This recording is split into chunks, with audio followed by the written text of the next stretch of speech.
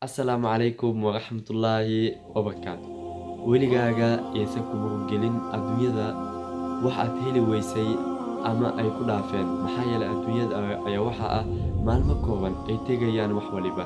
Xataa wax aad ka murugaysid way tegayaan, way dhammaanayaan. Qofka muslimkana mu'minka waxa lagu baahan waa inuu ka fikiraa Rabbi Cazza wa Jalla waxa uu agtiisa u horumarsaday. Maxaa yeelay taas ayaa khayr badan, taasna ayaa ah mid baaqi ahaanaysa weligii. إلهنا وحوليه وما عند الله خير وأبقى. ربي عز وجل وحأكتي سيالة أيا خير بدن باقا أهانيسو. عيد بلاوغ إله وحكوت المام الدنيا فما أوتيتم من شيء فمتاع الحياة الدنيا وزينتها.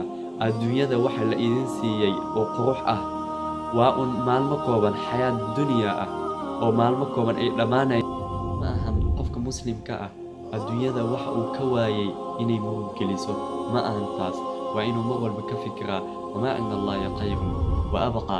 ربي عز وجل أكتي سوحياله أيا مغول بقير بدن باق أهانا ينتا.